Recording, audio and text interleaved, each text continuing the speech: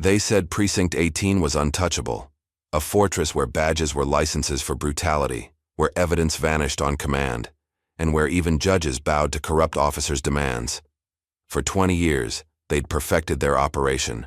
Every false arrest calculated, every bribe accounted for, every witness silenced, until they arrested Eleanor Davis. They saw a 78-year-old former teacher, an easy target, just another black woman to intimidate in their wealthy white neighborhood. 24 hours to process and forget. Instead, they gave her a front-row seat to their entire corrupt empire. Every conversation, every scheme, every crime. What they didn't know: Eleanor Davis had taught generations of students to stand up against injustice. Now, with her son, the U.S. Attorney General, about to get a phone call, she's about to teach these officers the hardest lesson of their lives. Sometimes the most dangerous witness is the one you don't think is watching. Just before we get back to it, I'd love to know where you're watching from today. And if you're enjoying these stories, make sure you're subscribed, because tomorrow's special episode is one you definitely don't want to miss.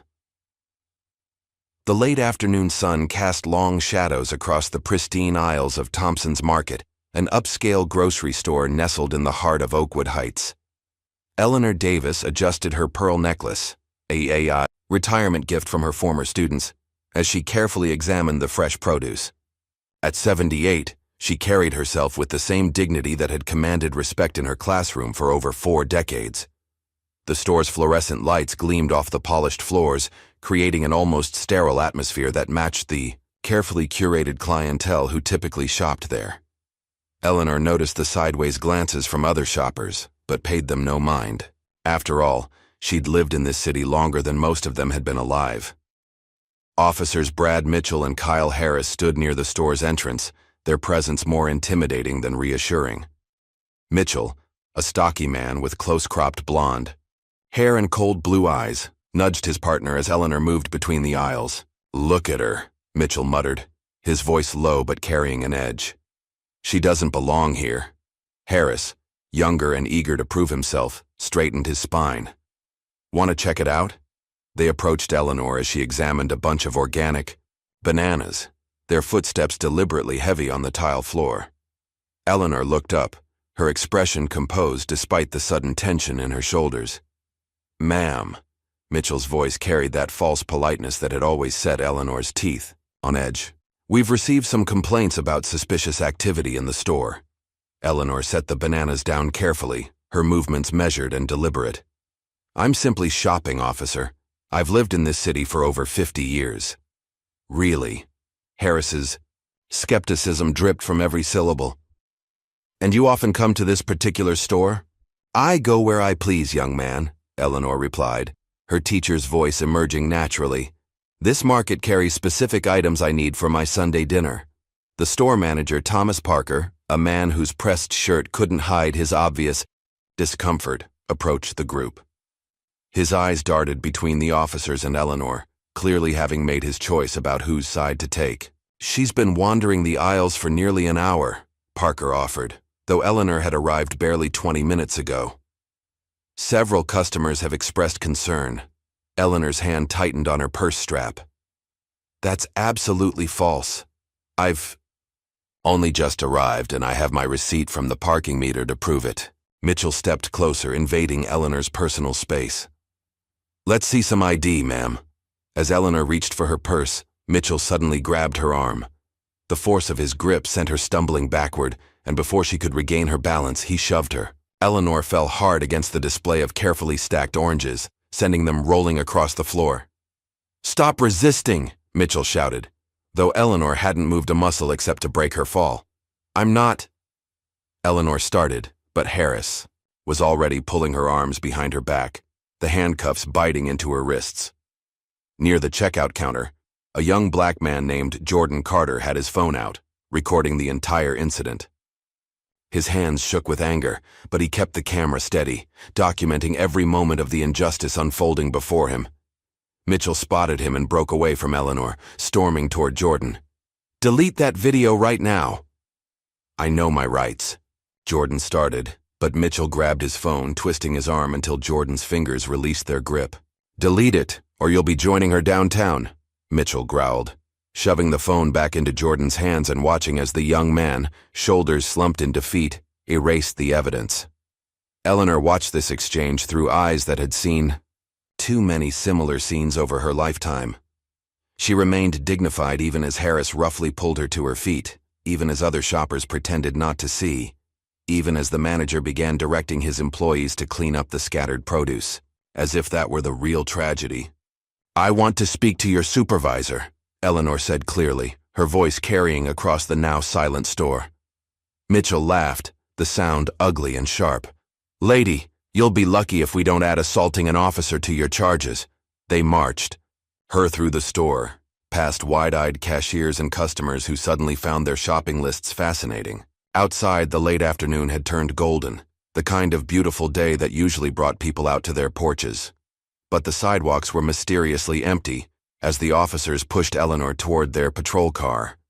Eleanor noticed both officers' body cams had their lights off. "Your cameras aren't running," she observed. "Technical difficulties," Harris smirked, sharing a knowing look with his partner. The drive to Precinct 18 was deliberate and slow, designed to disorient. They took turns Eleanor knew led nowhere, making what should have been a 15-minute trip stretch to nearly an hour. She sat silently in the back, memorizing every turn, every street name, every detail that might matter later. Inside the precinct, the fluorescent lights buzzed overhead, casting harsh shadows across worn linoleum floors. The booking area smelled of stale coffee and desperation. Officer Mitchell filled out his report with dramatic flourishes, occasionally chuckling to himself as he embellished the story. "Let's see," he muttered loud enough for Eleanor to hear. Subject became combative when approached, attempted to strike officer, resisted arrest. Eleanor sat perfectly straight in the hard plastic chair, her wrists still bound behind her. "Back. Those are lies and you know it." A desk sergeant wandered over, coffee cup in hand. "What have we got here?" "Disturbing the peace, resisting arrest, assault on an officer," Mitchell listed off, each charge more ridiculous than the last. "Had to take her down when she tried to attack me with a produce display." The sergeant barely glanced at Eleanor, before nodding. "Booker. Chief Callahan wants all the paperwork clean on this one." Eleanor's ears perked up at the mention of the police chief, filing away another name for later. She watched as the sergeant walked away, already dismissing her existence from his mind. They took her fingerprints roughly, pressing each finger against the scanner with unnecessary force. Her photograph captured her dignity even in handcuffs, head high, eyes forward, refusing to be diminished. "I want my phone call," Eleanor stated firmly as they led her toward the holding cells. Mitchell's laugh echoed off the concrete walls. "Maybe tomorrow if we're not too busy. Night shift's short-staffed, you know how it is." The cell they pushed her into was cold and bare, with a metal bench bolted to the wall and a toilet in full view of anyone passing by. The door clanged shut with a finality that would have shaken a less resolute soul. Eleanor sat on the bench, her back straight, her mind sharp. She listened to the officers' retreating footsteps, to their laughter as they discussed their plans for the evening. She heard Mitchell call someone, presumably Chief Callahan, to report that everything had been handled cleanly. Through the night, she observed. She watched officers pass by, some averting their eyes, others staring with open hostility. She noted how certain files were carried to a back room, how hushed conversations happened in corners, how the overnight shift moved with the easy familiarity of people who knew their actions would never face scrutiny. In the early hours of the morning, when the precinct was at its quietest, Eleanor heard two officers discussing another arrest. "Just like we did with the old lady," one said. "Camera off, clean report, judge signs off, case closed." Eleanor closed her eyes, not in defeat, but in calculation. They had no idea who they were dealing with, no idea of the storm they had just brought down upon themselves.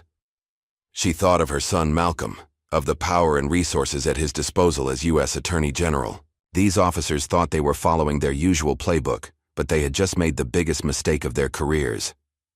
As dawn began to creep through the high windows of the precinct, Eleanor Davis sat in her cell, already composing in Her mind the testimony that would bring this corrupt system crashing down. They had given her front row seats to their operation, never suspecting that every detail, every name, every procedure was being catalogued by a mind sharpened by decades of teaching and a lifetime of navigating a system designed to break her. The morning shift arrived, bringing with them the sounds of fresh coffee and casual conversation. Eleanor heard Mitchell clock out, his voice carrying down the corridor as he joked with the incoming officers about the troublemaker in cell 3. Little did he know, the real trouble was just beginning. Through it all, Eleanor maintained her dignity, her resolve, and most importantly, her awareness. Every laugh, every comment, every procedural violation was another nail in their coffin. They thought they were teaching her a lesson about staying in her place. Instead, they were providing her with all the evidence she would need to teach them. One final lesson about justice, power, and the consequences of underestimating a 78-year-old former teacher who had spent her life fighting battles, just like this one. The stage was now set for a confrontation that would shake the department to its core, though none of them knew it yet. As the morning sun finally broke through the precinct windows, Eleanor Davis allowed herself a small smile. They had given her exactly what she needed, a front row seat to their corruption and the motivation to tear it all down. Dawn had broken over Precinct 18, but Eleanor Davis remained alert in her holding cell, gathering every scrap of information she could. The morning shift brought new faces, new conversations, and new evidence of the corruption that seemed to permeate every corner of the building. Officer Mitchell's voice carried down the corridor as he finished his shift report. "Make sure the old lady stays put until we get all the paperwork straight. Don't want any complications." Eleanor watched through the cell bars as a group of officers gathered near the coffee machine, their voices carrying in the early morning quiet. Detective James Wilson, a heavy-set man with thinning gray hair, gestured animatedly while speaking to two younger officers. "You wouldn't believe how easy it is," Wilson chuckled, stirring his coffee. "Plant a little something in their car. Suddenly that routine traffic stop becomes a major bust. Department gets another win, we get our bonuses, everybody's happy." He paused, taking a sip. "Well, everybody who matters anyway." A rookie officer, fresh-faced and uncertain, shifted uncomfortably. "But what about the body cams?" "Technical difficulties. Happen all the time, kid," Wilson winked. "Equipment malfunction, battery dies, footage gets corrupted. Just ask Mitchell about last night's arrest." Eleanor memorized their faces, their names from their badges, every detail that might prove useful later. Her hands might be bound, but her mind remained sharp as ever, cataloging evidence of their corruption. Down the hall, she could hear the shift sergeant, Patrick Walsh, reviewing reports. "Mitchell's write-up on the Davis arrest needs some tweaking, make it cleaner, more believable. Add a witness statement from that store manager. What's his name? Parker? Yeah, get him to sign whatever we put in front of him." "Already done," another voice responded. "Parker's got a history of shoplifting complaints at his store. Wouldn't want those to suddenly get investigated, would he?" Eleanor's cell was positioned near the evidence room, giving her a perfect vantage point to observe the comings and goings of officers. She watched as Detective Wilson entered with a cardboard box labeled Evidence Case Number 4789. Through the partially opened door, she could see him removing items, replacing them with others, carefully adjusting the contents before resealing it. A female officer, Detective Lisa Carter, according to her badge, passed by Eleanor's cell, her steps slowing as she glanced inside. Unlike the others, her expression held a hint of concern, maybe even guilt. She continued to the evidence room where Wilson was still working. "You can't keep doing this, James," Lisa's voice carried clearly to Eleanor's cell. "One day, someone's going to notice." Wilson's laugh was dismissive. "Been doing it for 15 years, Lisa. Nobody notices because nobody wants to notice. Chief Callahan certainly doesn't care as long as our numbers look good."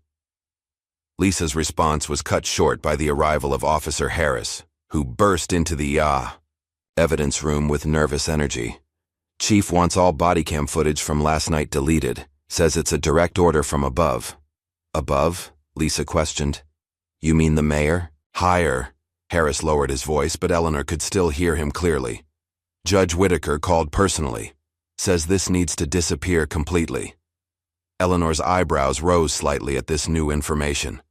A judge involved in the cover-up added another layer to the corruption she was uncovering. She closed her eyes, appearing to doze but listening intently as Harris continued. The judge says we need to make sure this case sticks. Can't have any loose ends floating around. Wilson's response was immediate. What about that kid with the phone? The one Mitchell caught recording? Being handled, Harris assured him. We've got his details. One wrong move, and he'll find himself facing some serious charges. Throughout the morning, Eleanor observed a steady stream of officers entering and leaving the evidence room, each carrying files or evidence bags, each participating in what was clearly a well-established system of corruption. She watched as they casually altered reports, deleted footage, and fabricated evidence, all while joking about their weekend plans as if this was just another day at the office. Around noon, the atmosphere in the precinct shifted. Police Chief Bob Callahan had arrived, his presence announced by the sudden straightening of spines and nervous glances among the officers. Eleanor watched through her cell bars as he strode down the corridor, his silver hair perfectly combed, his uniform pristine. Callahan stopped at the sergeant's desk, his voice carrying an edge of concern. The mayor's office called. Wants to make sure everything's under control here. All handled, Chief, Walsh assured him. Mitchell's report is clean, body cam footage is gone, and we've got witness statements backing our version of events. Good, Callahan nodded. Judge Whitaker's going to expedite the paperwork. We need this wrapped up quickly before anyone starts asking questions. The chief's phone rang, and Eleanor watched as he answered it, his expression changing from confidence to concern. Yes, Mr. Mayor. No, sir, everything's under control. The judge is handling it personally. Yes, sir, I understand the importance. After hanging up, Callahan gathered his senior officers for a meeting in his office. Eleanor couldn't see them, but their voices carried through the ventilation system to her cell. Listen up, Callahan's voice was tense. Mayor Kensington wants this situation contained.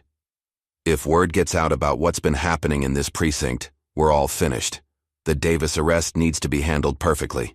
No mistakes, no loose ends. What about the store's security footage? Someone asked. Already taken care of, another voice responded. Technical malfunction. Everything from yesterday afternoon is gone. Eleanor heard papers shuffling, then Callahan's voice again. I'm meeting the mayor and Judge Whitaker at Morton's Steakhouse tonight.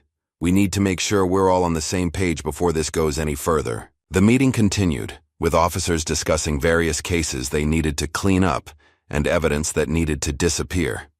Eleanor remained still, absorbing every word, every name, every detail of their corrupt operation. As afternoon turned to evening, Detective Lisa Carter passed by Eleanor's cell again, this time slowing to a stop. She glanced both ways down the corridor before approaching the bars. Mrs. Davis, she spoke softly. Are you all right? Do you need anything? Eleanor met her eyes steadily. I need to make my phone call. It's been over 24 hours. Lisa hesitated, conflict clear on her face. After another check of the corridor, she pulled out a cell phone. Make it quick. If anyone asks, this never happened. Eleanor's fingers didn't shake as she dialed her son's number. Malcolm answered on the second ring. Mom, where are you? I've been trying to reach you. Malcolm. Eleanor's voice was low but clear. They're hiding something huge here, something that goes all the way to the top. What? Who's hiding what? Mom, where are you?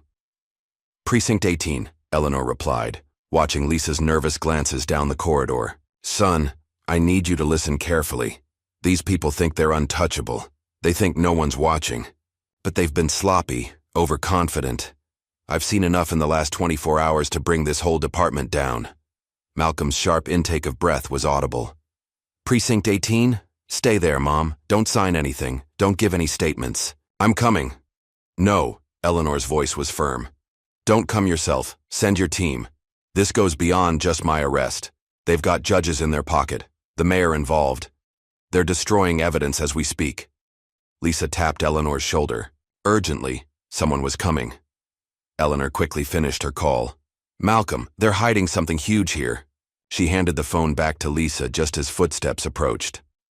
Officer Mitchell appeared, his face twisting into a sneer when he saw Lisa near the cell. Getting friendly with the prisoner, Carter? Lisa straightened her spine. Just doing a welfare check. Protocol, you know. Mitchell's laugh was ugly. Protocol? Since when do we care about protocol in this precinct? After Lisa left, Mitchell leaned against the cell bars, his voice dropping to a threatening whisper. Hope you're enjoying your stay, Mrs. Davis. Judge, Whitaker's going to make sure it's a long one. Eleanor met his gaze calmly. Every hour I spend in this cell is another hour I spend watching you and your colleagues break the law. Mitchell's face reddened. Watch your mouth, old woman. Accidents happen in custody all the time. But Eleanor could see the first flicker of uncertainty in his eyes. She'd been quiet, observant, present for too many unguarded conversations. They'd been careless, overconfident, never considering that the elderly black woman in the holding cell might be more than she appeared. As night fell over Precinct 18, the energy in the building shifted again. Officers hurried through the corridors, their movements more urgent, their conversations hushed. Eleanor caught fragments of worried discussions about an upcoming meeting between the chief, the mayor, and the judge. Through it all, she sat quietly in her cell, a seemingly harmless old woman who had witnessed everything. They had given her front-row seats to their corruption, never suspecting that every detail was being carefully recorded by a mind sharpened by decades of teaching and a lifetime of fighting injustice. In the darkness of her cell, Eleanor allowed herself a small smile. They thought they were teaching her a lesson about staying in her place. Instead, they had given her exactly what she needed: evidence of their crimes, proof of their corruption, and most importantly, access to the very system they used to protect themselves. The storm was coming and none of them saw it approaching, but Eleanor Davis knew that by this time tomorrow, her son would have everything he needed to tear their corrupt empire apart. They had made a crucial mistake. They had underestimated a 78-year-old former teacher who had spent her life fighting battles just like this one.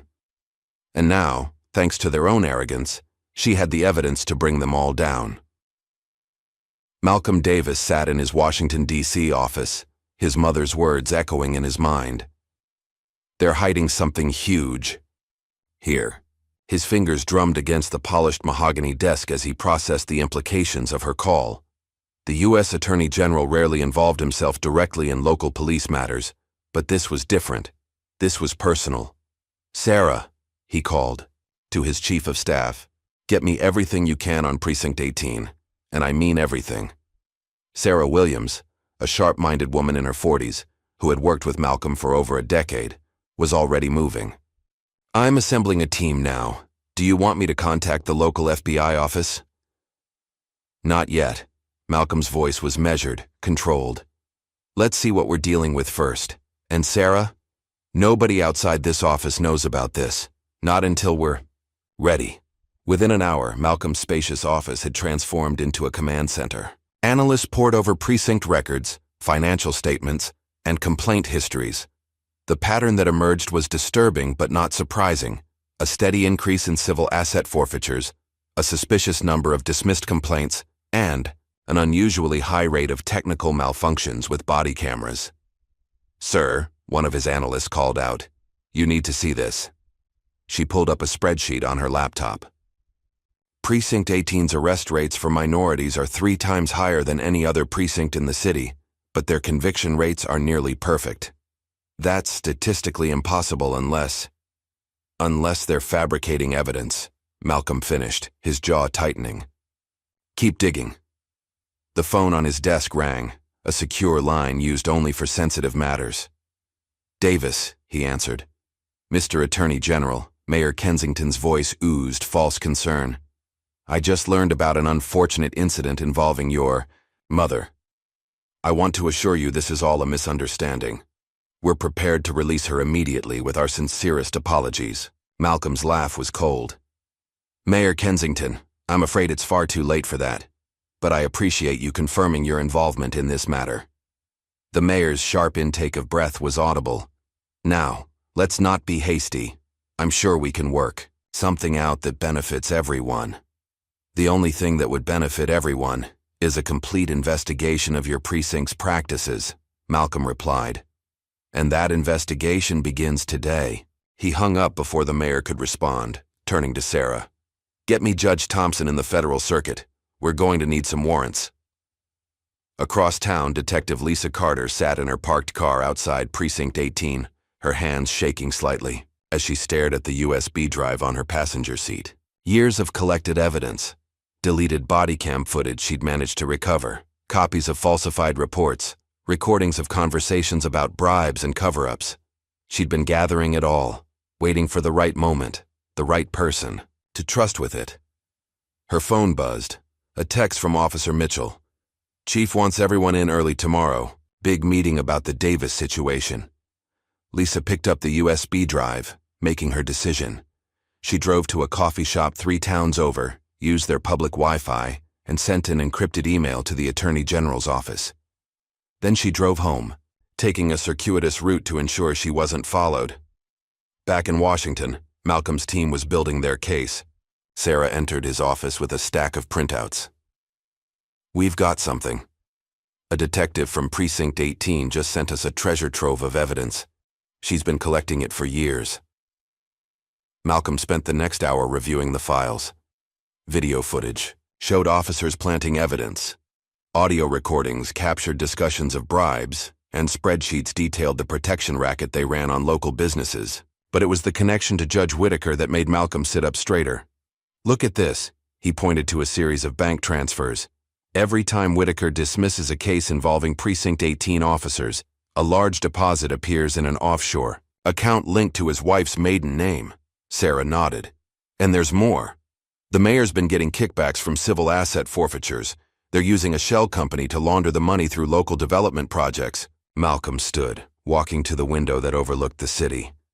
They got sloppy, too comfortable, too confident. He turned back to his team. Let's make them uncomfortable. He picked up his phone, dialing a number he rarely used. This is Attorney General Davis. I need a team of federal marshals ready to move in the next hour, and get me Director Phillips at the FBI.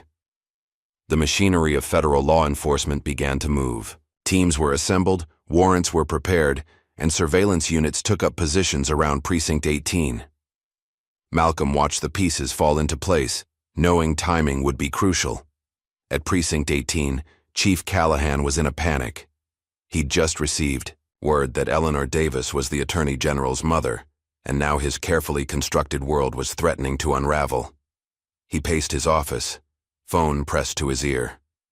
We need to get rid of her.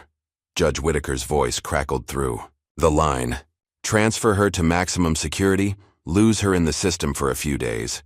Give us time to clean this up. Callahan wiped sweat from his forehead. And what happens when the feds come looking? They won't find anything, Whitaker assured him. We've done this before, but they hadn't done this before. Not with someone like Eleanor Davis, not with the Attorney General's office watching. Callahan knew it, even if he wouldn't admit it to Whitaker. He hung up and called in Officers Mitchell and Harris. We're transferring the Davis woman tonight. Maximum security at state prison. Mitchell's eyes widened. Sir, that's not standard procedure for... Since when do you care about procedure? Callahan snapped. Get it done. What none of them knew was that Detective Lisa Carter was listening outside Callahan's office, recording everything on her phone. As soon as the meeting ended, she sent another encrypted email to Malcolm's office. Malcolm received the warning just as he was preparing to leave for the day. Sir, Sarah burst into his office. They're planning to transfer your mother tonight. Maximum security. Like hell they are. Malcolm's voice was steel. He picked up his phone. Execute the warrants, now. Across the city, federal agents moved into position. Teams surrounded Precinct 18, while others headed for the homes of Judge Whitaker, Mayor Kensington, and Chief Callahan. The net was closing. Inside her cell, Eleanor heard the increased activity, the urgent footsteps, the nervous conversations. Officer Mitchell appeared with transfer papers. Time for a little trip, he sneered. but Eleanor could see the fear behind his bravado. Before Mitchell could open the cell, the precinct's front doors burst open. Federal marshals poured in, weapons drawn, badges displayed. "Federal agents, everyone stay where you are." The chaos that followed was almost beautiful in its precision. Officers were separated, phones and computers were seized, and files were secured before anyone could destroy them. Mitchell found himself face down on the floor, being cuffed by a marshal who showed none of the gentleness he'd denied Eleanor. Chief Callahan tried to run for his back office, likely heading for the shredder that had saved him so many times before. He made it 3 steps before being tackled by federal agents. Through it all, Eleanor sat calmly in her cell, watching justice finally catch up to those who had thought themselves above it. When the cell door opened, it wasn't Mitchell or Harris holding the key, but a federal marshal with respect in his eyes. "Mrs. Davis, we're here to escort you out." Eleanor stood, straightening her clothes with dignity. As she walked through the precinct, she saw the results of her patience and observation. Officers in handcuffs, evidence being boxed and labeled, computers being seized. Her eyes met Detective Lisa Carter's across the room, and she gave the younger woman a slight nod of acknowledgement.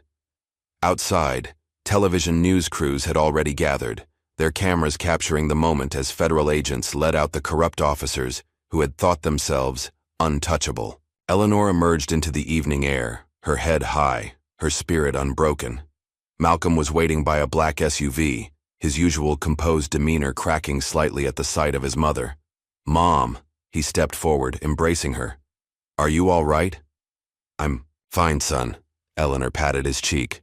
"But we have work to do. I've seen enough in there to keep your office busy for months." Malcolm helped her into the SUV, then turned to his team. "I want every piece of evidence cataloged and secured, every computer analyzed, every file examined. No one sleeps until we understand the full scope of this operation." As they drove away from Precinct 18, Eleanor watched through the window as more federal vehicles arrived. She saw Mayor Kensington being led out of City Hall in handcuffs, his usual swagger replaced by shocked disbelief. News helicopters circled overhead, their spotlights illuminating the unfolding drama. "They never saw it coming," Eleanor remarked, her voice carrying a hint of satisfaction. "All that power, all that corruption, and they were undone by underestimating an old woman." Malcolm smiled, recognizing the teacher's tone in his mother's voice. "They gave you 24 hours to observe their operation. That was their biggest mistake." "One of many," Eleanor agreed. "But there's more, Malcolm. What I saw in there, what I heard, it goes beyond just this precinct. They have connections throughout the system. Judges, politicians, business leaders. We'll find them all," Malcolm promised. "Every last one." The SUV turned onto the highway, heading toward the federal building where teams of investigators were already assembling. Eleanor Davis sat straight in her seat, her mind already organizing the evidence she would present. She had spent decades teaching young minds to think critically, to question authority, to stand up for what was right. Now she would teach one final lesson, this time to those who had forgotten that justice, though sometimes slow, was inevitable. In offices across the city, phones were ringing as corrupt officials realized their time was up. Judge Whitaker canceled his dinner reservations and called his lawyer. Mayor Kensington's assistant was shredding documents when federal agents burst into her office. Chief Callahan sat in a holding cell, much like the one he had put Eleanor in, wondering how it had all fallen apart so quickly. But they all knew, even if they wouldn't admit it. They had made the crucial mistake of assuming that power meant impunity, that their badges and titles made them untouchable. They had forgotten that justice could come from unexpected places. In this case, from a 78-year-old former teacher who had spent her life preparing others to fight for what was right. As night fell over the city, Eleanor Davis watched. From the federal building, as the empire of corruption began to crumble, teams of investigators worked through the evidence she and Detective Carter had provided, building a case that would shake the city's power structure to its core. "You know they'll try to fight back," Malcolm said. Standing beside her at the window, Eleanor smiled, the same smile that had encouraged generations of students to believe in themselves. "Let them try. We have something they don't." "What's that?" "The truth," Eleanor replied simply. And after all these years, I've learned that the truth, when properly presented, is the most powerful weapon of all. Malcolm nodded, understanding that his mother had just taught him one more lesson. As federal agents continued to process evidence and build their case, Eleanor Davis stood watch, knowing that her 24 hours in a cell had set in motion changes that would reshape the city's future. The storm she had promised had arrived, and it was only beginning to gather strength. The morning after the federal raid on Precinct 18 dawned cold and gray. In his private chamber, Judge William Whitaker paced frantically, phone pressed to his ear. The local news was running constant coverage of the previous night's events, and his name had already been mentioned in connection with the investigation. "We need to contain this," he barked into the phone. "Find something on the kid who recorded the arrest." "What was his name?" "Jordan Carter." Chief Callahan's voice was strained, even through the phone. Though released on bail, the police chief was clearly feeling the pressure. "But sir, with the feds involved, I don't care about the feds," Whitaker cut him off. "Frame the boy if you have to. We need to discredit any potential witnesses before they can testify." Across town, Officers Mitchell and Harris were already putting the plan in motion. They sat in their unmarked car outside Jordan Carter's apartment building, watching as the young man left for his early morning shift at the local computer repair shop. "Remember," Mitchell muttered, checking his weapon, "make it look convincing." They waited until Jordan was halfway to his car before making their move. Mitchell stepped out, badge displayed. "Mr. Carter, we need to speak with you about a robbery that occurred last night." Jordan froze, his keys clutched tightly in his hand. He remembered all too well their last encounter at Thompson's Market. "I was home all night. I have witnesses." Harris circled behind him, and Jordan felt his heart rate spike. He knew what was coming, had seen this scene play out too many times before. Witnesses can be mistaken. Mitchell's smile was cold as he reached for something in his jacket. Sometimes they remember things differently after they've had time to think. The small bag of drugs appeared in Mitchell's hand as if by magic, and Jordan's blood ran cold. He knew exactly what was about to happen, knew that his life was about to change forever, and there wasn't a thing he could do about it. But fate, it seemed, had other plans. From across the street, a small red light blinked in the early morning darkness. Detective Lisa Carter sat in her own unmarked car, her camera recording everything. She'd anticipated this move, known they would try to silence potential witnesses. As she watched Mitchell plant evidence, she pressed send on a pre-written email to Malcolm Davis's office, complete with her current location and live video feed. The next few minutes unfolded like a carefully choreographed dance. Just as Mitchell moved to discover the planted drugs, 3 unmarked federal vehicles converged on the scene. Mitchell and Harris found themselves face down on the wet pavement, their own handcuffs being used against them. Jordan stood frozen, watching as federal agents collected the planted evidence and documented the scene. A gentle hand touched his arm, and he turned to find Lisa Carter beside him. "You're safe now," she said quietly, "but we need to get you somewhere secure. They'll try again." Inside his chambers, Judge Whitaker was working on another angle. He drafted an emergency gag order, citing national security concerns and potential prejudice to ongoing investigations. His clerk, Amanda Pierce, watched with growing unease as he backdated the document. "Sir," she ventured carefully, "this order, it won't hold up under federal scrutiny." Whitaker's laugh was harsh. "It doesn't need to hold up forever, just long enough for us to clean house." He stamped the order with more force than necessary. "Get this to every news outlet in the city. Anyone who violates it faces contempt charges." But he had underestimated the speed at which Malcolm Davis worked. By the time the gag order reached the news desks, Malcolm had already leaked selected portions of the evidence to key journalists. The story was spreading like wildfire across social media, far beyond Whitaker's jurisdiction. At the federal building, Eleanor Davis sat with a team of investigators, methodically going through her statement. Every detail she had observed during her detention was being cross-referenced with Detective Carter's evidence and the precinct's own records. "Mrs. Davis," Special Agent Rachel Thompson leaned forward. "You mentioned overhearing conversations about a protection racket. Can you elaborate?" Eleanor's recall was perfect, her teacher's memory serving her well. Officer Wilson was quite proud of their system. Every business in their jurisdiction paid monthly security fees. Those who refused faced constant harassment. Health code violations, parking tickets, mysterious break-ins. As she spoke, another team was following the money trail. The security fees had been laundered through a series of shell companies, all leading back to accounts controlled by Mayor James Kensington and his associates. The mayor himself was attempting damage control. He called a press conference on the steps of City Hall, his usual confident smile firmly in place despite the pressure. "These allegations are completely unfounded," he declared to the assembled reporters. "Mrs. Davis's arrest was unfortunate, but it was handled according to standard procedures. Any suggestion of systemic corruption is simply a misunderstanding." In the crowd, journalists who had received Malcolm's evidence package exchanged knowing looks. They had seen the proof, the doctored reports, the financial records, the recovered body cam footage. The mayor's words rang hollow against the weight of evidence mounting against him. But the real drama was unfolding at Precinct 18. Detective Lisa Carter had returned to clear out her desk, knowing her position there was now untenable. As she packed her belongings, she could feel the hostile stares of her former colleagues. Officer Sarah Turner, once a friend, approached her desk. "You betrayed us, Lisa.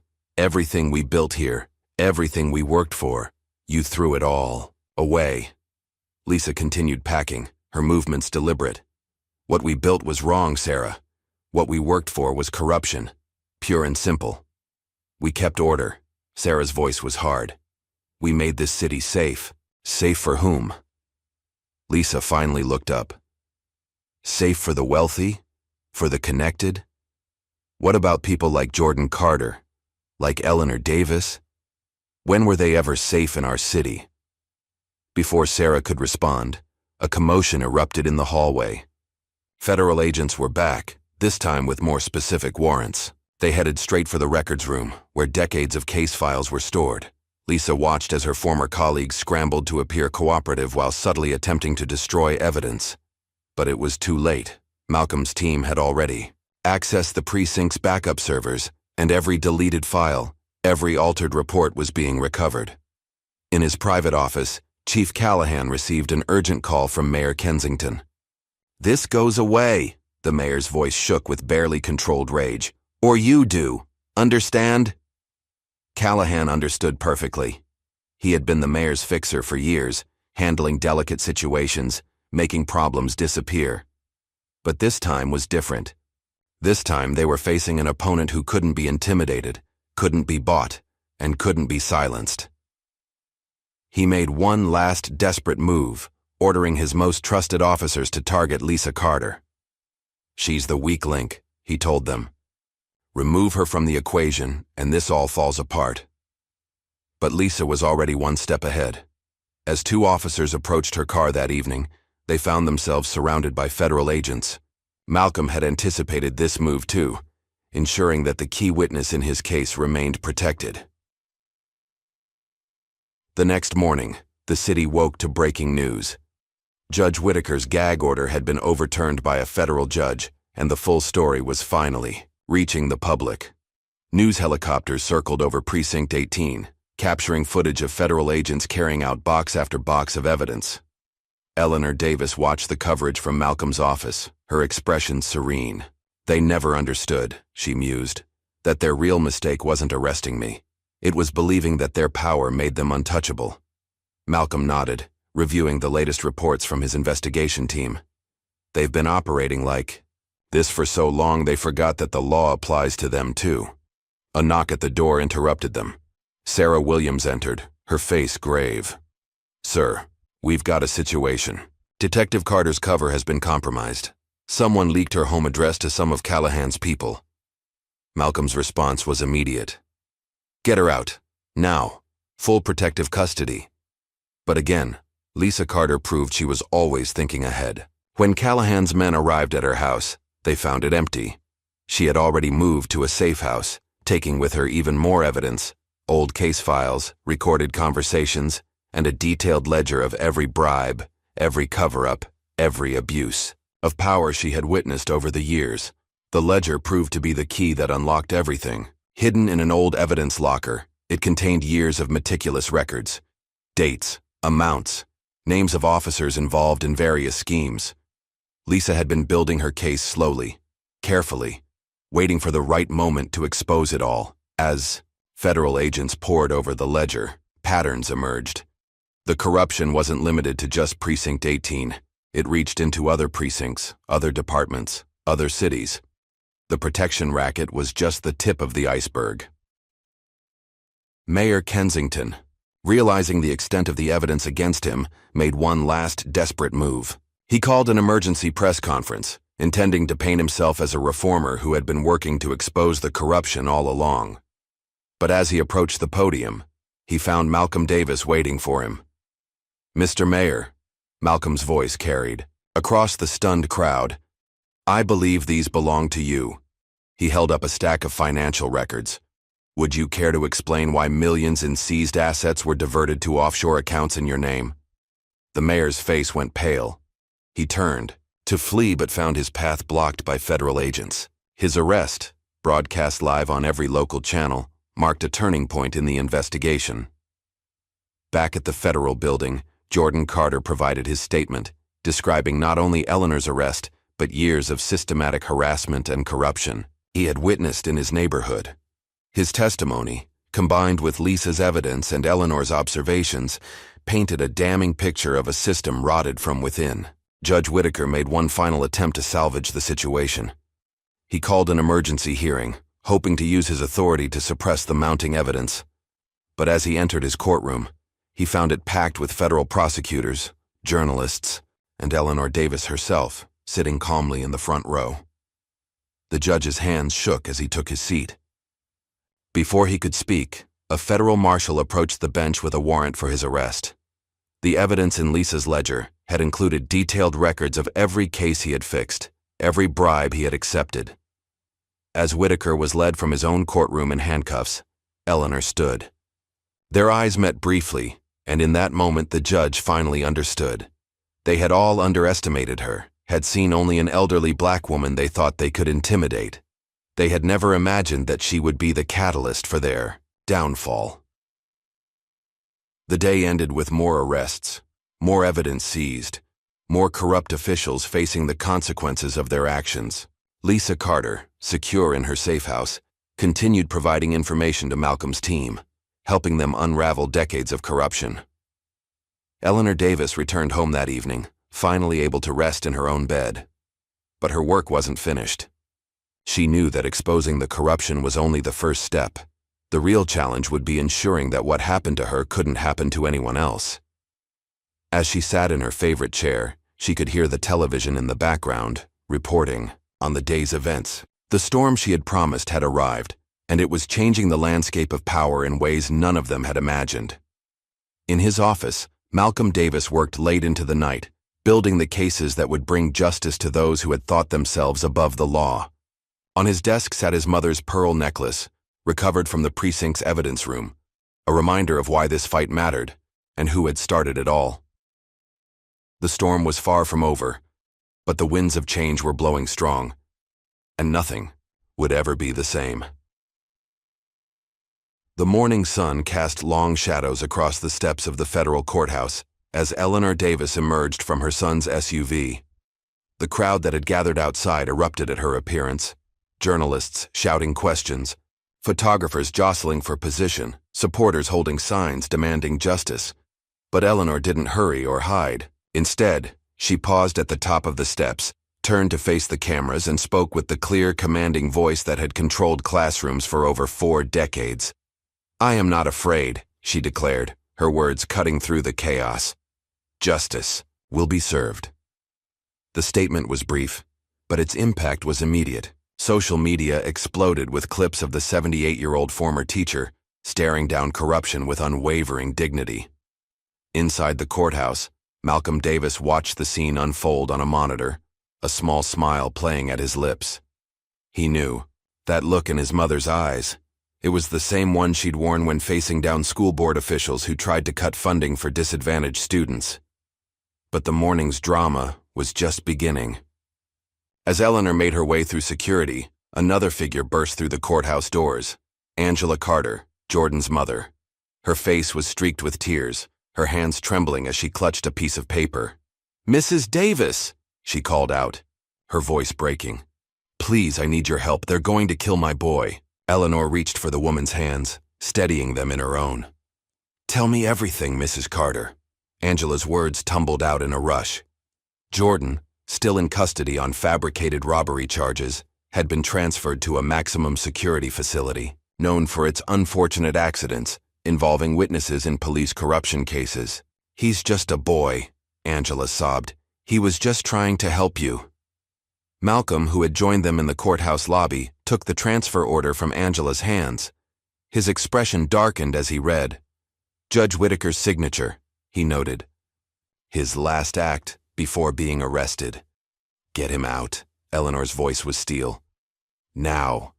Malcolm was already moving, phone in hand. "Sarah, I need an emergency hearing, and get me everything we have on incident reports from that prison. Focus on witnesses who never made it to trial." The machinery of federal justice began to move, but they were racing against time. In his cell, Jordan Carter was already experiencing the special treatment reserved for those who crossed the thin blue line. The guards, many with connections to Precinct 18, made sure he understood just how alone he was. Back in the courthouse, Judge Rebecca Anderson's courtroom was filling up for what was supposed to be a routine hearing. Instead, she found herself facing an urgent motion from the U.S. Attorney General himself. "Your Honor," Malcolm stood before the bench, his presence commanding attention. "We have evidence that Jordan Carter's transfer was ordered specifically to prevent his testimony in an ongoing federal investigation." The prison's attorney, David Mike Thompson, rose to object. "Your Honor, this is simply a standard security procedure. Mr. Carter is charged with a violent felony. A felony fabricated by the very officers he was prepared to testify against," Malcolm countered, producing Lisa Carter's latest evidence, security footage showing Officers Mitchell and Harris planting evidence at the scene of Jordan's arrest. "Judge," Anderson leaned forward, studying the footage carefully. After what seemed like an eternity, she spoke. "This court orders the immediate transfer of Jordan Carter to federal custody." But even as the order was being processed, another drama was unfolding in courtroom 3. Judge Whitaker might have been arrested, but his replacement, Judge Michael Sullivan, seemed determined to maintain the status quo. Eleanor's civil case against the police department was being systematically dismantled. "The court finds insufficient grounds for these allegations," Sullivan declared, his gavel falling with finality. "Case dismissed." Eleanor sat in the front row, her expression unchanged as her attorney immediately filed an appeal. They had anticipated this move. Sullivan's connections to the old guard were well documented. In Lisa's ledger, this dismissal was just another piece of evidence showing how deep the corruption ran. Malcolm, arriving from Jordan's hearing, was furious. "They're still trying to play by their old rules," he muttered to his mother. "They haven't realized the game has changed." "Then let's change it more dramatically," Eleanor replied, her voice carrying just far enough to reach the journalists in the gallery. The afternoon brought a new wave of revelations. A determined journalist named Rachel Stevens, working with the evidence Malcolm had leaked, published a devastating exposé. The article detailed not just individual acts of corruption, but an entire system designed to protect itself while preying on the vulnerable. The story spread like wildfire. Social media exploded with shared experiences. Other victims of Precinct 18's corruption coming forward, former officers speaking out, even court clerks revealing patterns of suspicious case dismissals. The wall of silence that had protected the corrupt system for so long was crumbling. In response, the police union called an emergency press conference. Their spokesperson, Frank Miller, stood before the cameras attempting to spin the narrative. "These allegations are an attack on every hard-working officer," he declared. "We stand behind our members." But his words rang hollow as more evidence emerged. Lisa Carter's ledger had been thorough, documenting not just crimes, but the system that enabled them. Each entry was a thread that, when pulled, revealed more corruption, more abuse, more lives destroyed by those sworn to protect them. The courtroom reconvened late in the afternoon, now packed with press and public alike. The tension was palpable as Eleanor took the stand. She had waited for this moment, prepared for it during those long hours in her cell. "Mrs. Davis," her attorney began, "please tell the court what you witnessed during your detention." Eleanor's testimony was devastating in its precision. She recounted conversations, described procedures, named names. Her teacher's memory served her well as she reconstructed the casual corruption she had observed. The gallery sat in stunned silence as she described officers joking about planting evidence, judges fixing cases, officials accepting bribes.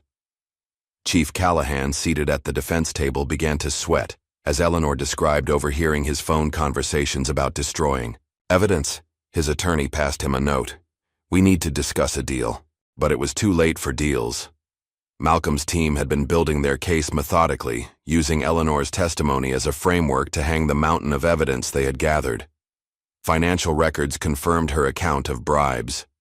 Recovered body cam footage verified her description of events.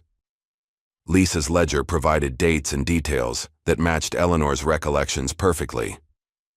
The prosecution began calling witnesses, small business owners who had paid protection money, citizens who had been falsely arrested, officers who had been forced to participate in the corruption or risk their careers.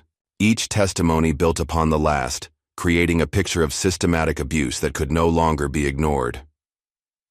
During a brief recess, Eleanor sat in a small conference room with Malcolm and his team. The walls were covered with photos, documents, and diagrams showing the web of corruption they had uncovered. At the center was a photo of Precinct 18. "They thought the system would protect them," Malcolm observed, studying the evidence.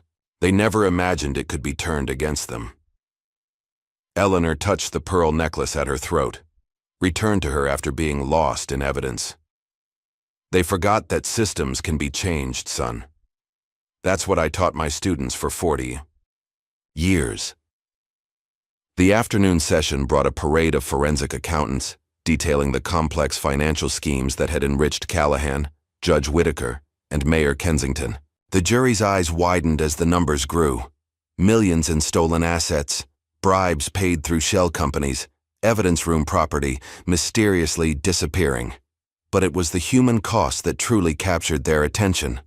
Jordan Carter, now safely in federal custody, testified about years of harassment and profiling. His voice shook as he described the night of Eleanor's arrest, the terror he felt when Mitchell threatened him, the helplessness of watching justice being perverted. "I knew what they would do to me," he said, his eyes meeting Eleanor's. "But I couldn't just watch, not again, not after seeing how they treated Mrs. Davis." The defense attorneys tried to shake his testimony, to paint him as a troublemaker with a grudge against police, but Jordan's sincerity, combined with the mountain of evidence supporting his account, made their efforts seem desperate and hollow. As the day drew to a close, the courtroom remained packed.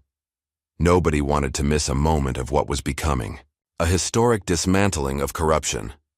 Eleanor sat in the front row, her posture perfect, her gaze steady as more witnesses came forward.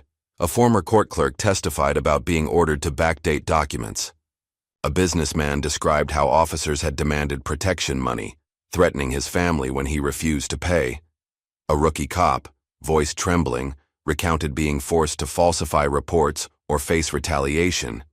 Each testimony added another crack to the foundation of corruption, another blow to the system that had seemed untouchable just days before. The jurors took endless notes, their expressions growing more troubled with each revelation. Chief Callahan watched his empire crumbling, his face growing paler with each damning testimony. His attorneys huddled around him, whispering urgently about plea deals and cooperation agreements. But Malcolm had already made it clear, there would be no deals, no easy outs, no quiet resignations. The day ended with a powerful piece of evidence, the recovered dashcam footage from Eleanor's arrest. The defense had claimed it was lost due to technical difficulties, but Lisa Carter had found it, buried deep in encrypted files. The footage showed everything: the unlawful arrest, the excessive force, the casual cruelty of officers who thought they would never be held accountable. As the video played, Eleanor watched the jury's reactions. She saw the shock in their eyes, the disgust on their faces, the growing understanding that this wasn't just about one arrest or one precinct. This was about a system that had failed its most fundamental purpose, to serve and protect all citizens equally. The judge called for adjournment as the sun was setting. Outside, the crowd had grown larger, with protesters demanding justice, mixing with reporters waiting for statements. Eleanor emerged into the fading light, her head high, her spirit unbroken. A young reporter pushed forward. "Mrs. Davis, how do you feel about today's testimonies?" Eleanor paused, considering her words carefully. "Today we saw the beginning of change," she said, her voice carrying across the crowd. "But it's only the beginning. True justice requires more than just punishing the guilty. It requires building something better in place of what was broken." As she walked to the waiting car, supported by her son's steady arm, Eleanor thought about all the lives touched by this corrupt system. She thought about Jordan Carter, about the business owners forced to pay bribes, about the innocent people sitting in cells based on falsified evidence. The storm she had promised was here, and it was doing more than just destroying the old order. It was clearing the way for something new, something better. And Eleanor Davis, 78 years old and unbowed, was leading the charge. Malcolm helped her into the car, then paused before closing the door. "You know they'll appeal, try to drag this out." Eleanor smiled, the same smile that had encouraged countless students to believe in themselves, in justice, in the possibility of change. "Let them try," she said. "We have something they never expected." "What's that?" "The truth," Eleanor replied, "and the courage to speak it." As the car pulled away from the courthouse, Eleanor watched the crowd in the rearview mirror. Signs waved, cameras flashed, voices called for justice. The system that had seemed so impenetrable was cracking, its foundations shaken by the very people it had tried to silence. The battle wasn't over, but the tide had turned, and Eleanor Davis, former teacher turned catalyst for change, was ready for whatever came next. She had spent her life preparing others to fight for justice. Now she was showing them how it was done. The video hit social media at exactly 3:17 a.m. Grainy footage from inside the holding cells at the maximum security facility where Jordan Carter had been briefly detained. The timestamp showed it was from 2 days ago, and the images were brutal. Officers William Peters and Scott Davidson, both with known connections to Precinct 18, could be clearly seen entering Jordan's cell after the cameras were supposed to be off for the night. What they didn't know was that Lisa Carter had allies in the facility's IT department. The backup systems she'd helped install years ago caught everything. The beating, the threats, the warnings about what happened to people who testified against police. Within hours, the footage was everywhere. Hashtags trended. Phone lines at the mayor's office crashed from the volume of calls. News helicopters circled over downtown as crowds began to gather spontaneously outside the courthouse, Precinct 18 and City Hall. Police Chief Callahan, under house arrest, but still monitoring. Police channels watched the situation spiral beyond his control. His phone rang, a secure line he thought couldn't be traced. "This ends now." Mayor Kensington's voice was tight with panic. "Every piece of evidence, every record, every file, destroy it all. I don't care how." But it was already too late. Federal agents had quietly secured every records room, every computer system, every evidence locker in the precinct. The mayor's order to destroy evidence only added another charge to the growing list against him. Inside his palatial office, Kensington was growing desperate. He'd called an emergency meeting with his biggest donors, the power brokers who had helped maintain the corrupt system for decades.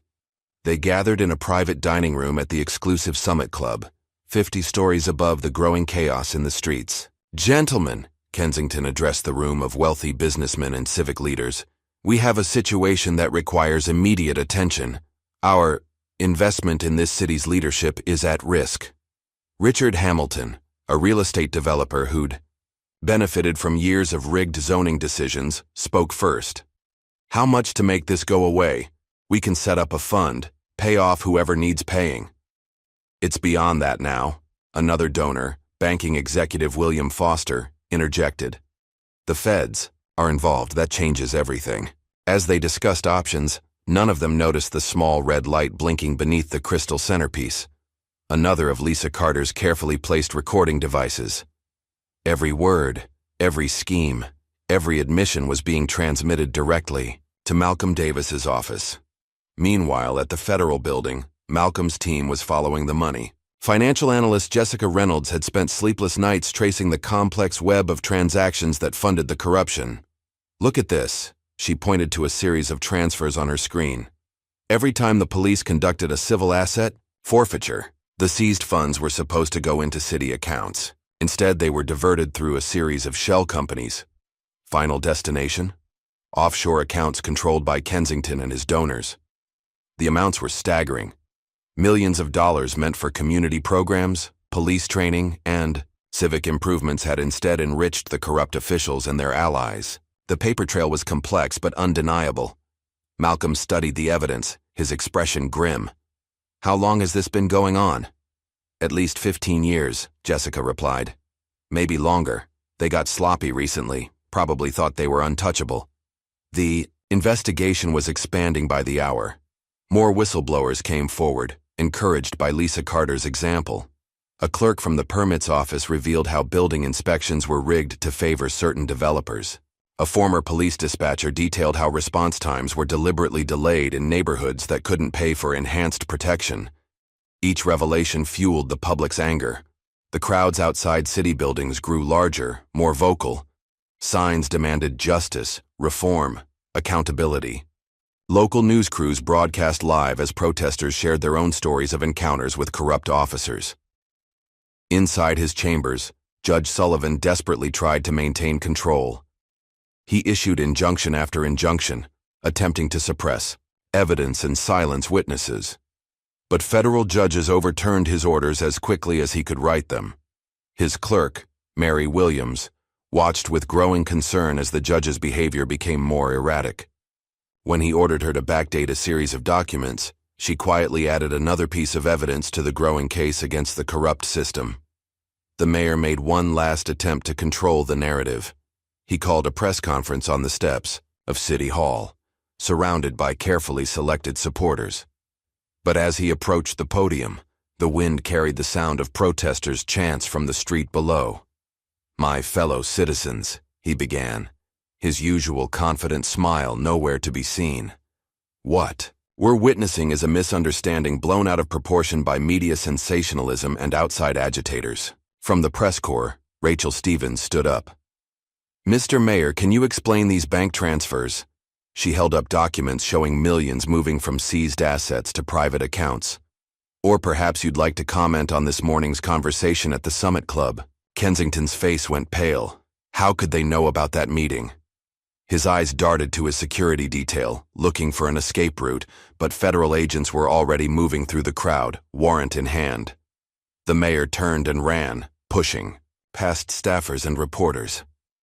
He made it to the private elevator that led to the building's secure parking garage, but when the doors opened, he found himself face to face with Malcolm Davis.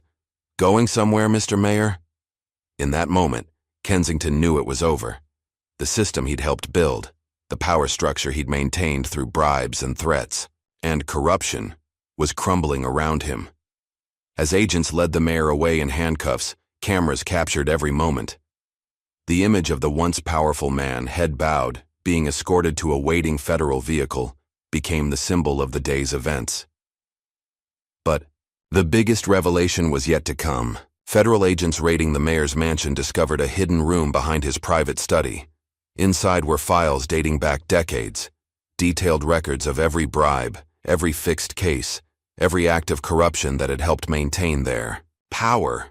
He kept trophies, Sarah Williams remarked as she reviewed the files.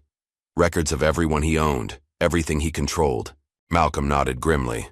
Probably thought it was insurance. Instead, he gave us everything we need to take down the entire network. The files revealed corruption far beyond what they'd initially suspected. Judges, politicians, business leaders. The tentacles of corruption reached into every corner of city government. Each document, each photograph, Each recorded conversation added another name to the investigation. At the federal courthouse, Eleanor Davis sat with Jordan Carter and his mother watching the news coverage of the mayor's arrest. Jordan's bruises were still visible, but his eyes were clear and determined as he reviewed his testimony for the grand jury. "They thought they could silence us," he said quietly, "make us too afraid to speak up." Eleanor patted his hand. "Fear is their weapon, Jordan. Truth is ours." Outside, the crowds had grown larger still, but the anger was transforming into something else: determination. Community leaders spoke about reform, about oversight, about building a better system. The people were no longer just protesting, they were demanding change. In his private jet, attempting to flee to a country without extradition, Judge Whitaker received word that his accounts had been frozen. Every escape route he'd prepared, every safeguard he'd established, had been anticipated and blocked. The federal agents waiting on the tarmac were almost an afterthought. As they led him away, Whitaker finally understood what Eleanor Davis had known from the beginning. The power they'd thought made them untouchable had become the instrument of their downfall. Back at Precinct 18, officers watched in stunned silence as federal agents continued their methodical collection of evidence. Computers were seized, files were boxed, and decades of corruption were exposed to the light of day. Detective Lisa Carter, now under federal protection, provided the key to unlocking countless cases of abuse and corruption. Her testimony, combined with her years of collected evidence, painted a picture of systematic failure that could no longer be ignored. It wasn't just about the money, she explained to federal investigators. It was about power, the ability to control people's lives, to decide who deserved justice and who didn't. The investigation expanded beyond the city limits. Other precincts, other jurisdictions, other power structures came under scrutiny. The pattern that emerged was clear. What had happened at Precinct 18 wasn't an anomaly. It was a symptom of a deeper problem. Malcolm Davis worked through the night, coordinating with federal prosecutors to build cases that would stick. The evidence was overwhelming, but he knew from experience that power didn't surrender easily. "They'll fight back," he warned his team. "They still have resources, allies, influence. We need to be thorough. No loose ends." In the holding cells of the federal building, the enormity of their downfall was beginning to sink in for the arrested officials. Mayor Kensington, separated from his designer suits and creature comforts, looked every bit his age. Chief Callahan, no longer in command, sat silently in his cell, refusing to speak even to his lawyers. But it was Judge Whitaker who finally broke. After decades of wielding power from the bench, of deciding others' fates while enriching himself, he found himself facing justice from the other side. "I want to make a deal," he told federal prosecutors. "I can give you names, dates, details, people you don't even know about yet." Malcolm listened to the judge's desperate offer with cold satisfaction. "No deals," he replied. "You had years to do the right thing. Now you face the consequences." The day ended with more arrests, more evidence seized, more corrupt officials facing the justice they had denied others. Lisa Carter, from the safety of her protected location, continued providing information to Malcolm's team, helping them unravel decades of corruption. Eleanor Davis watched it all unfold with the patience of someone who had spent a lifetime fighting for change. She knew that exposing corruption was only the first step. The real work, rebuilding trust, establishing accountability, creating real change, was still to come. As night fell over the city, the crowds remained, their candles and phone lights creating a sea of illumination in the darkness. They were no longer just demanding justice, they were witnessing its arrival. In his office, Malcolm reviewed the day's developments with his team. The mayor's hidden files had opened dozens of new investigations. The judge's attempted flight had revealed more hidden accounts. Each arrest led to new revelations, new connections, new evidence of corruption. "We're not just dismantling a corrupt precinct anymore," he told his staff. "We're exposing an entire system that failed its people." Eleanor, sitting quietly in the corner, nodded in agreement. She thought about her students over the years, how she'd taught them that change was possible, that justice was worth fighting for. Now she was showing them how it was done. The city was transforming. The outrage that had brought people into the streets was becoming a movement for real change. Community leaders were organizing, demanding oversight committees, police reform, transparent governance. As midnight approached, Eleanor stood at her son's office window, looking out over the city she'd called home for 7 decades. The lights of police vehicles and news vans still flickered in the streets below. The crowds had thinned but not dispersed, maintaining their vigil for justice. "You know," she said to Malcolm, "they thought arresting me would silence one voice. Instead, they woke thousands." Malcolm smiled, seeing in his mother's face the same determination that had guided his own career in justice. "They never understood what you taught me years ago. That real power isn't in controlling people. It's in standing up for what's right no matter the cost." The night was far from over, and tomorrow would bring new challenges. But the tide had turned. The corrupt system that had seemed so impenetrable was crumbling, brought down not by force, but by the courage of those who dared to speak the truth. The storm Eleanor had promised had arrived, and it was changing everything in its path. The basement of Precinct 18 was eerily quiet at 3 a.m. Chief Callahan, out on bail through his expensive legal team's efforts, gathered his most loyal officers in the dimly lit evidence room. Officers Mitchell, Harris, Peters, and Davidson stood in a tight circle, their faces grim in the fluorescent light. "This ends tonight." Callahan's voice was barely above a whisper. "Carter and Davis are the keys. Remove them, and this whole case falls apart." Mitchell shifted uncomfortably. "Sir, with the feds watching—" "I don't care about the feds." Callahan's controlled whisper became a harsh rasp. "Everything we built is crumbling. Either we fix this now, or we all go down." In a safe house across town, Lisa Carter sat reviewing her testimony with federal prosecutors. Years of carefully collected evidence spread across the table before her.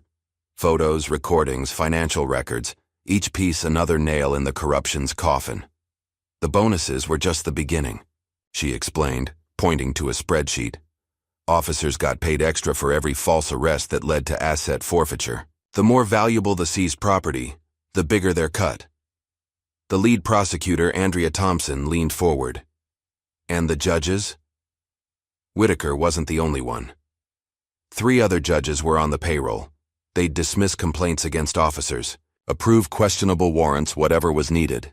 Each had their own offshore account, managed through the mayor's financial advisor. None of them noticed the red dot of a laser sight briefly appearing on the window behind Lisa's head. Outside, in a darkened building across the street, Officer Davidson adjusted his scope. But before he could take the shot, the night erupted in light and sound. "Federal agents, drop your weapon!" Davidson found himself surrounded. Malcolm's team had anticipated this move, had been waiting for it. As agents led him away in handcuffs, they found a burner phone in his pocket, direct evidence linking him to Callahan. The chief's desperation was growing. His phone rang, Judge Whitaker calling from his holding cell. "They're offering me a deal." Whitaker's voice shook. "Full immunity if I testify about everything. The bribes, the fixed cases, the offshore accounts. Take that deal, and you won't live to testify." Callahan's threat was explicit, but Whitaker had already made his choice. Hours of interrogation had broken his resolve, and the prospect of spending his remaining years in prison had loosened his tongue. He told federal prosecutors everything: dates, amounts, names of every official they'd bribed or blackmailed. At the federal courthouse, Eleanor Davis took the stand for her final day of testimony. The gallery was packed, with journalists and citizens alike straining to hear every word.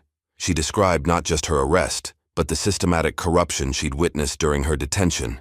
They were so confident in their power, she testified, her voice clear and strong, that they didn't bother hiding their crimes. They discussed bribes and cover-ups openly, believing no one could touch them. Police union lawyers tried to discredit her testimony, but Eleanor's recall was perfect. She cited specific conversations, named officers present, detailed times and locations. Each point was corroborated by Lisa's evidence or the mayor's seized files. During a brief recess, Malcolm received urgent news. His team had raided Callahan's private storage unit, finding a treasure trove of blackmail material. The chief had been keeping insurance, Photos, recordings, documents that implicated dozens of powerful figures in the corruption scheme. He's been planning for this, Malcolm told his team, making sure he wouldn't go down alone. But Callahan had one more card to play. As federal agents swarmed his home with a new warrant, he slipped out through a hidden tunnel in his wine cellar. A escape route installed years ago for just such an emergency. The chief's disappearance triggered an immediate response. Roadblocks were established, airports and train stations were monitored, and his face was broadcast on every news channel. But Malcolm knew Callahan's destination before he even started running.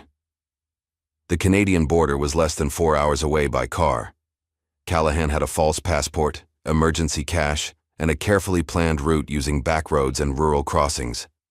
What he didn't know was that every step of his escape had been anticipated. As his car approached the border crossing at 3:47 a.m., Callahan felt the first flutter of hope. But when he handed over his fake passport, the border agent's expression didn't change. "Welcome back, Chief Callahan," she said calmly, signaling to concealed federal agents. The former police chief's arrest was unlike any he'd conducted. There was no excessive force, no planted evidence, no falsified reports, just the cold, impartial application of law he'd spent decades subverting. In the holding cell, Callahan finally cracked. "I want a deal," he demanded. "I'll take everyone down with me, judges, politicians, business leaders. I've got dirt on people you haven't even looked at yet." Malcolm stood outside the cell, studying the man who'd once seemed so powerful. "No deals," he replied. "But we'll listen to everything you have to say. Every name, every crime, every detail." And Callahan talked. For hours he detailed decades of corruption. He described how the system worked, how they chose their targets, how they laundered the money, how they silenced witnesses. Each revelation sparked new investigations, new arrests, new charges. The prosecution's case was now overwhelming. Video evidence showed Callahan ordering the assault on Jordan Carter. Financial records traced millions in stolen assets through his accounts. Recovered body cam footage revealed him instructing officers on planting evidence.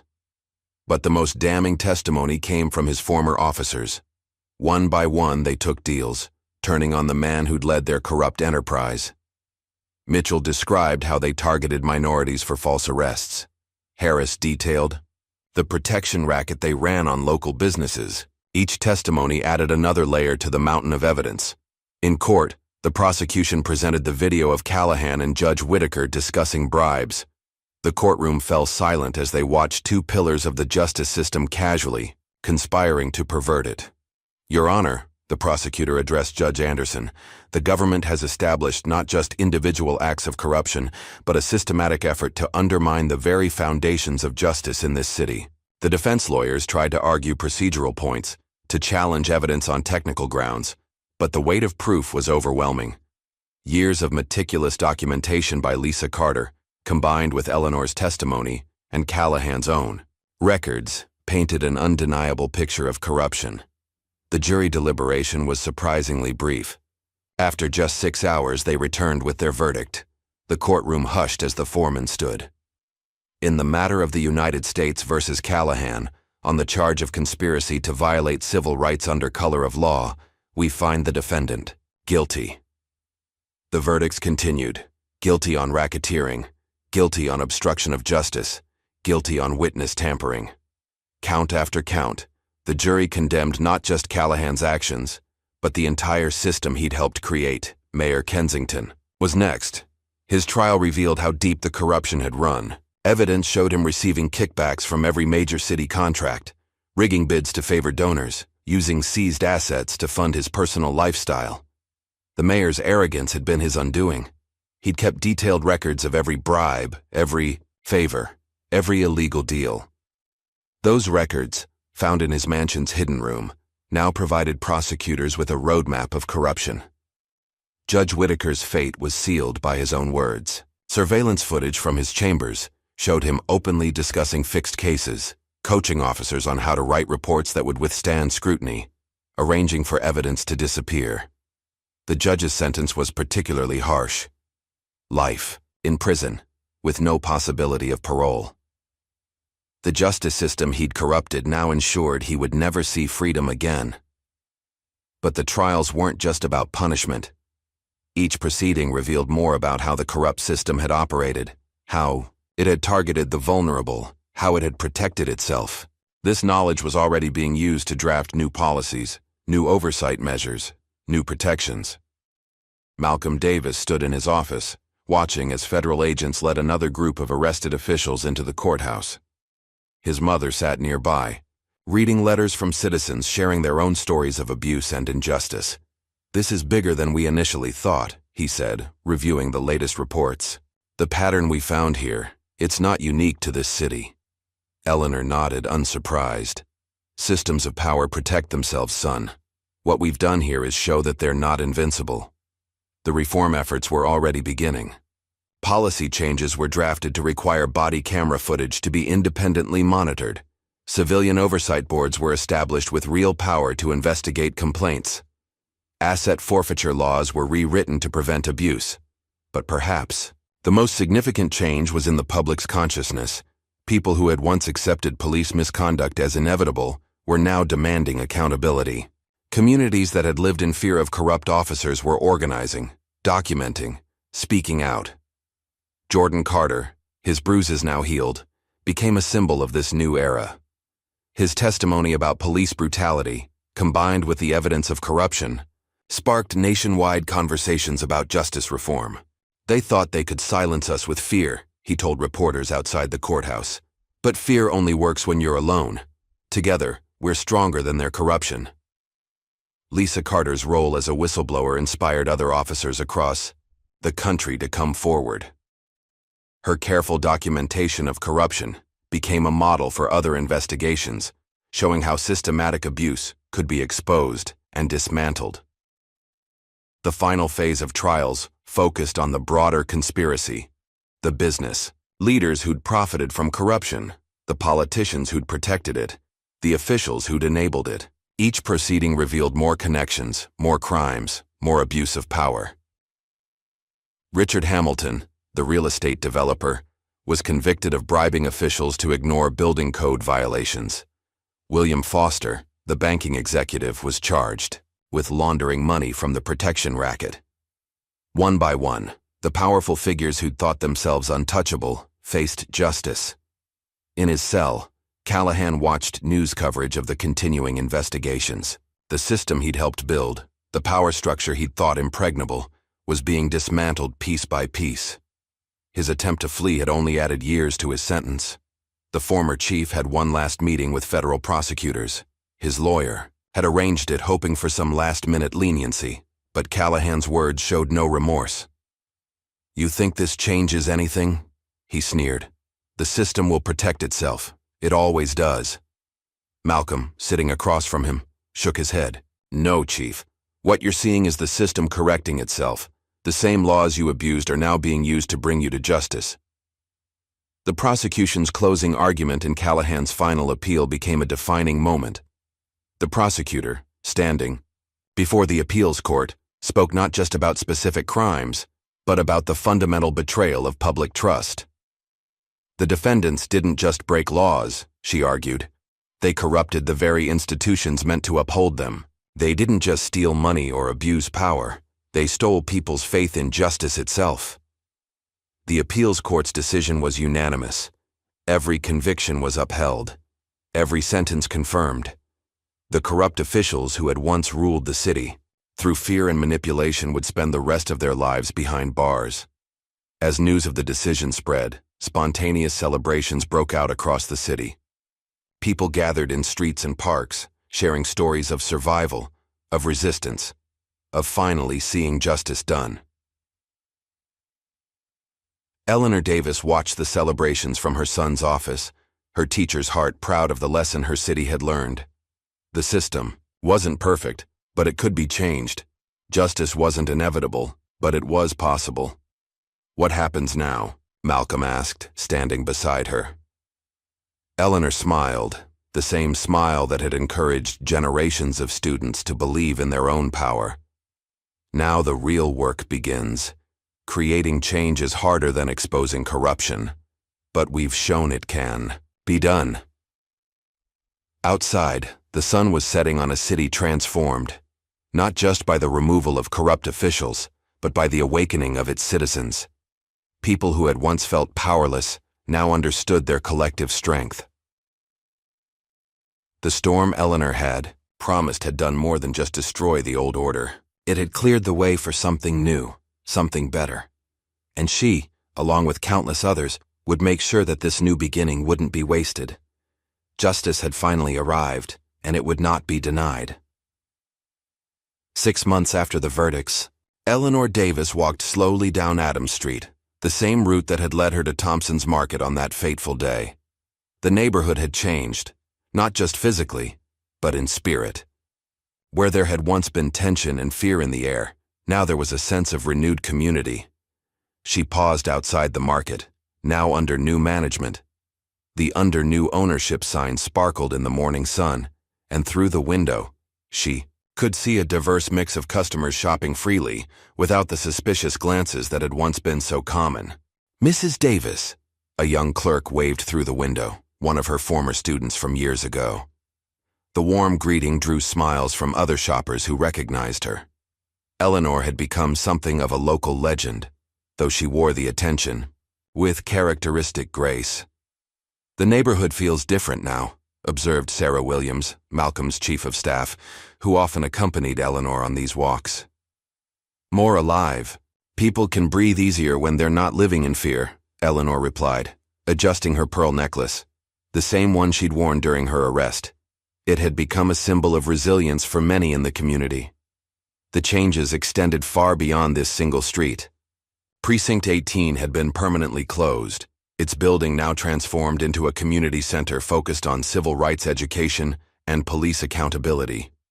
The very rooms where corrupt officers had once plotted their schemes now hosted workshops on knowing your rights and community organizing.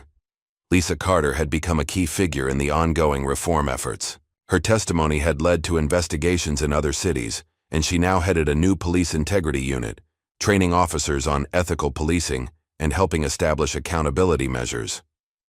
"The old system was built on fear," Lisa explained to a group of rookie officers during a training session. "Our new approach is built on trust and transparency."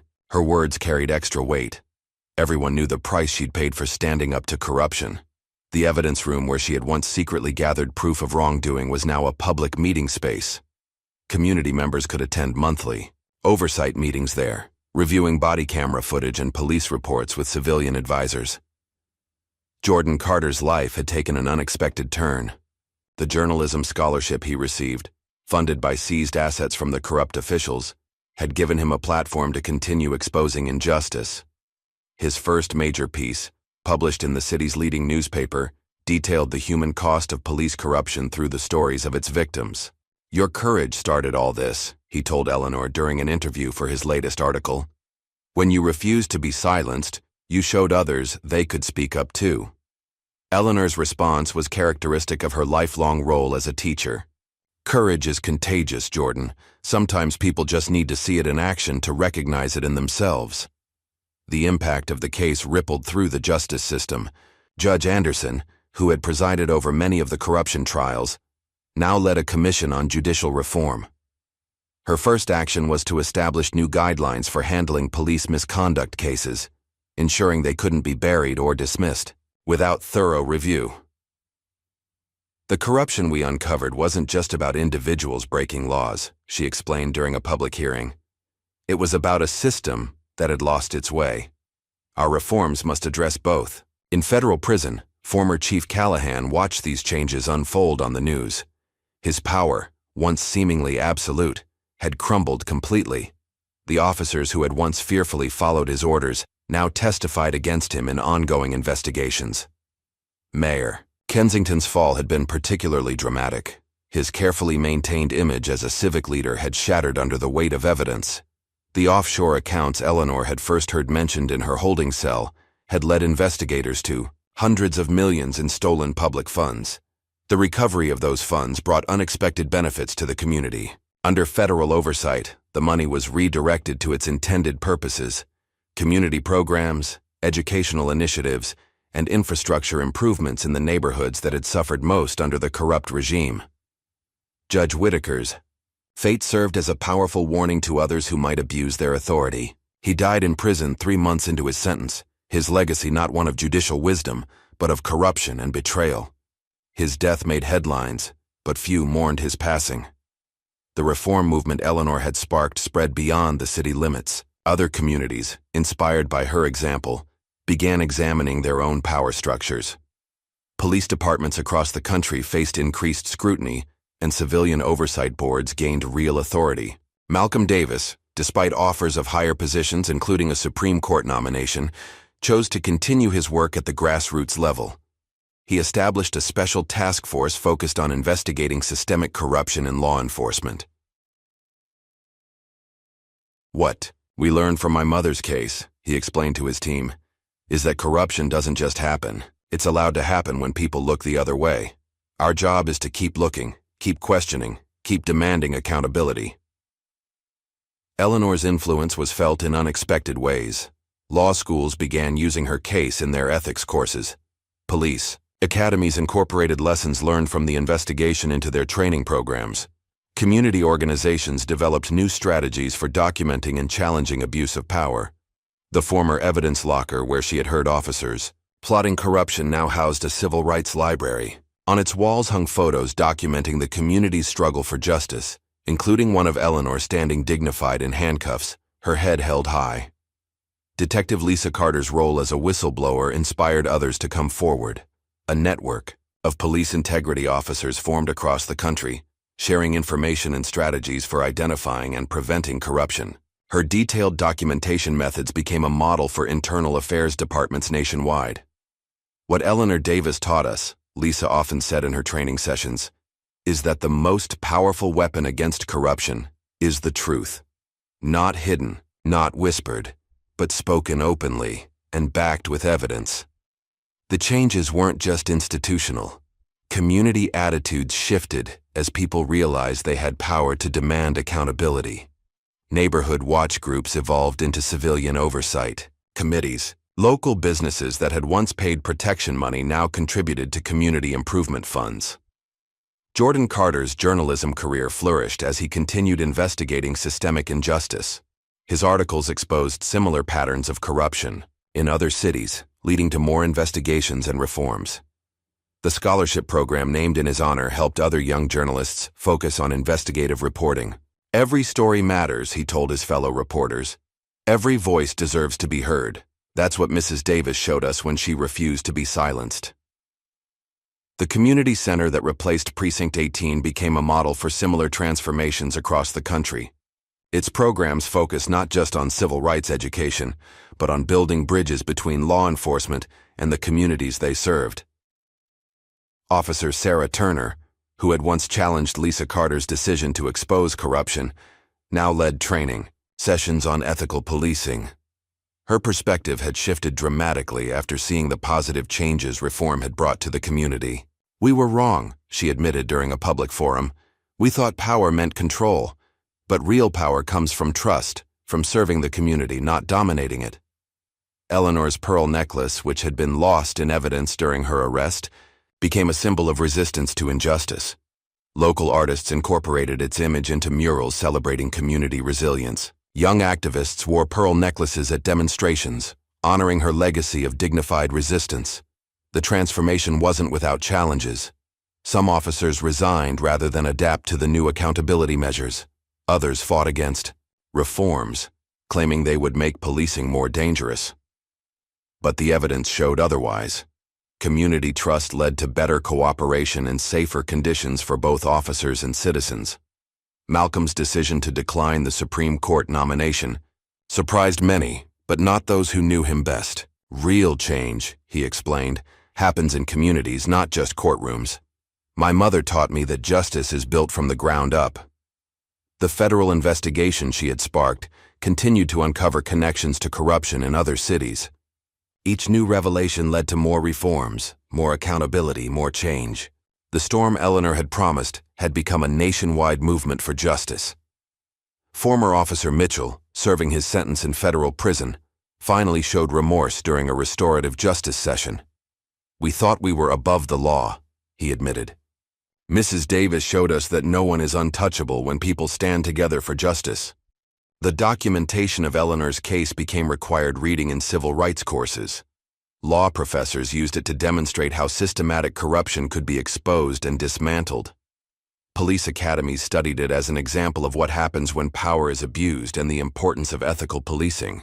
The Civilian Oversight Board that now monitored police activity included community members from all walks of life. Their monthly meetings, held in the former precinct building, ensured transparency and accountability in law enforcement operations. 1 year after the verdicts, Eleanor sat in her favorite rocking chair, reading a letter from Jordan Carter. His words captured the impact of her courage. "You changed my life, Mrs. Davis, and now I'll dedicate mine to changing others. Your lesson wasn't just about standing up to corruption. It was about believing in the power of truth to transform communities." She smiled, remembering all the students she had taught over her 40 years in the classroom. This final lesson about justice, courage, and the power of standing firm in the face of corruption might have been her most important. The community continued to heal and grow stronger. New businesses opened in storefronts that had once paid protection money. Community gardens sprouted in vacant lots that had been neglected under the corrupt regime. People gathered freely on streets that had once been zones of fear. Lisa Carter's police integrity unit became a national model. Departments across the country sent officers to learn from her experience. The detailed records she had kept during the corruption investigation were studied as examples of how to document and expose systematic abuse of power. The seized assets from corrupt officials continued to fund community improvements. Parks were renovated, schools received new resources, and youth programs flourished. The money that had once enriched corrupt officials now served the people it was meant to help. Eleanor's influence extended beyond her immediate community. Civil rights organizations studied her case as an example of how one person's courage could catalyze systemic change. Her strategy of careful observation and documentation became a model for challenging institutional corruption. The final scene of her victory played out quietly, without fanfare. Eleanor Davis sat in her rocking chair, watching the sunset through her window. On her lap lay Jordan's letter, and around her neck, the pearl necklace caught the fading light. She thought about all that had changed. The corrupt system dismantled, the community transformed, the legacy of fear replaced with hope. But more importantly, she thought about what remained constant: the power of truth, the importance of courage, and the endless work of building justice. The fight wasn't over. It never really would be. But Eleanor Davis had shown that victory was possible, that systems could be changed, that justice could prevail. Her story would continue to inspire others to stand up, speak out, and demand accountability. As darkness fell, she smiled, knowing that somewhere in the city, someone else was finding the courage to stand up for what was right. The storm she had promised had done its work, clearing the way for something new to grow, and in that growth lay the true measure of her victory. How many Eleanor Davises are out there right now, silently watching corruption unfold, gathering evidence, waiting for their moment to speak truth to power? How many systems still need to be exposed? The battle for justice never truly ends. It just finds new warriors to fight it. Like and subscribe to join us for more incredible true stories of courage and transformation.